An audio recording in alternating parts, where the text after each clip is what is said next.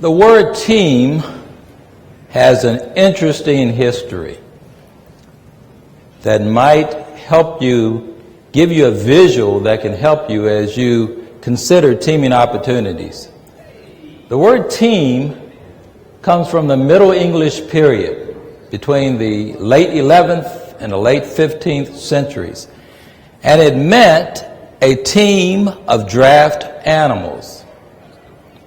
The word draft also comes from the Middle English period, and it meant something that is pulled or drawn, a load. Something that is pulled or drawn, a load. In fact, if you look up the word draft in the American Heritage Dictionary of the English language, you'll see a picture of two horses pulling a sleigh. This is not that picture, but still it presents a great visual of team. Of course, the Scottish Clydesdales are the best of class when it comes to draft animals, and they are extremely striking with the white feathered hair on their fetlocks. But this is what a team does. A team pulls a load, with each member contributing accordingly. I like Katzenbach and Smith's definition of team, which says that a team is a small number of people with complementary skills who are committed to a common purpose, performance goals, and approach for which they are mutually accountable. A small number of people with complementary skills who are committed to a common purpose, performance goals, and approach for which they are mutually accountable.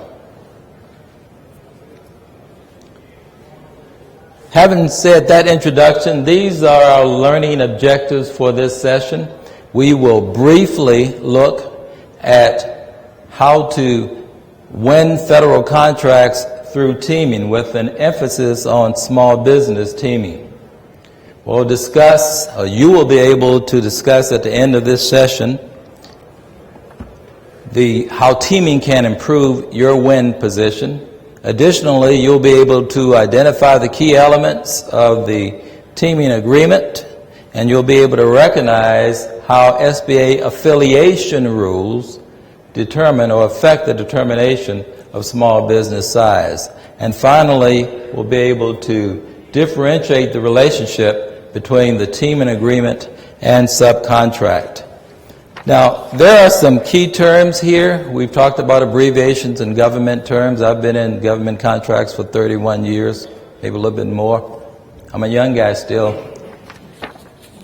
But I brought a handout, and it has some terms that are relevant to this session. We won't go over those terms, but you might want to look at it and take it with you afterwards. So why team? I'm reminded of an African proverb which says, if you want to go fast, go alone. If you want to go far, go together. Teaming can help you go farther, assuming you're hitched, if you will, to the right teammate.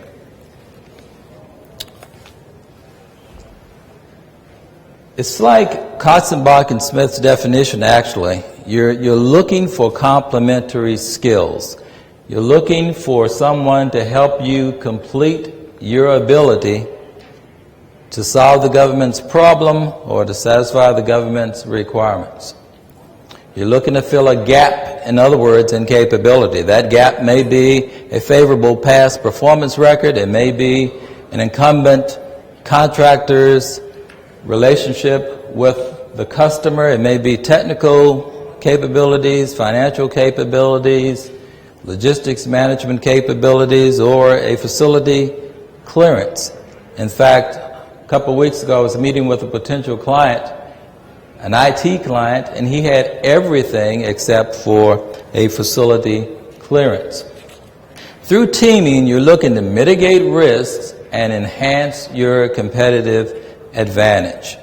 The Federal Acquisition Regulation actually specifically states that teaming may be, they emphasize may be desirable for both the government and industry, in that the companies involved complement with their unique capabilities, and at the same time they provide to the government the best combination of performance and delivery and cost. Of course, if you perform well as a team member, you can get future work as well. And finally, teaming is becoming almost a necessity because the government is trending significantly towards consolidated contracts. It used to be in the past that small and mid-sized companies could compete for what's called separate smaller contracts. But today, small businesses have to increase their scale if they're going to compete for the larger contracts. And this is particularly so in the Department of Defense, which is my background. And the Department of Defense represents 70% of the procurement dollar. Contractor teaming agreements vary depending on the roles of the team, roles of the companies, I should say, that are actually making the agreement. And it's really about, teaming agreements are about a battle of wants, a battle of wants. The prime contractor generally wants as much flexibility as possible as to who they choose as a subcontractor, how much work that subcontractor is given, and where and when the work is performed. The subcontractor, on the other hand, seeks specificity and exclusivity to virtually guarantee him or her as much work as possible and as much control over that work as possible. It's really a push and pull relationship in a teaming agreement. There are about 12 key elements or sections of a teaming agreement, and I'm going to briefly cover those. And these are they. The purpose basically states the overall business objective for the teams getting together, and typically that's to pursue or to collaborate on a solicitation of common interest. The scope of work is where the companies acknowledge each other's unique or complementing capabilities. And that section can actually become quite contentious in that you have to be careful how you describe the roles and who does what, and particularly for small businesses, as I'll discuss later.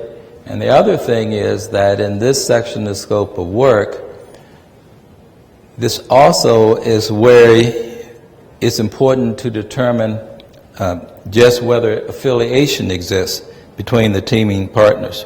Confidentiality, all teaming agreements typically begin, or perhaps should begin, with a non-disclosure agreement.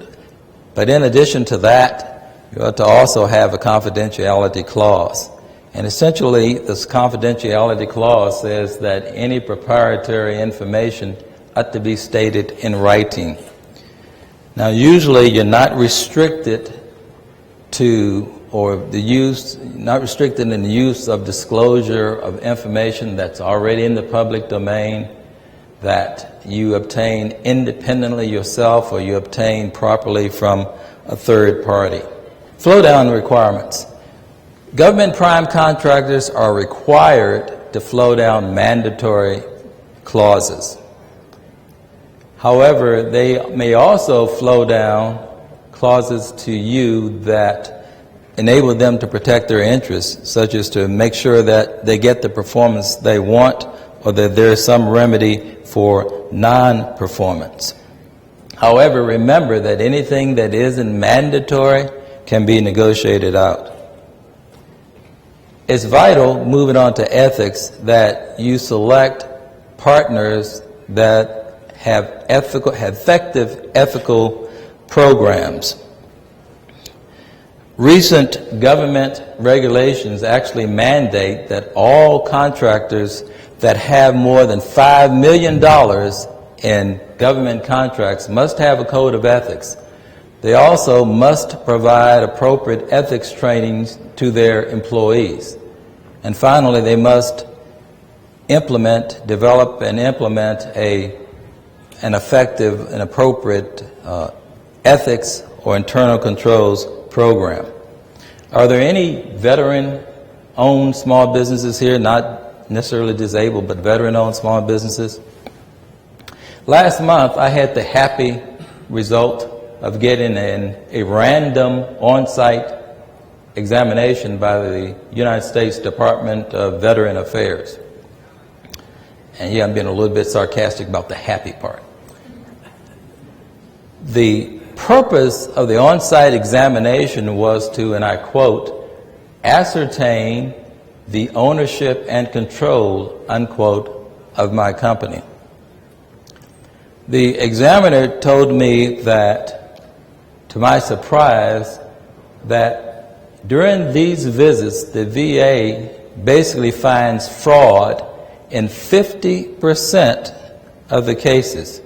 50% of the cases. And by the way, I passed with no results. I didn't have any problems, in case you're wondering. But I just want to emphasize that not only do you have to establish an ethical organization yourself, you have to choose partners that are also that way. And I might also mention there's an organization in Oklahoma called the Oklahoma Business Ethics Consortium.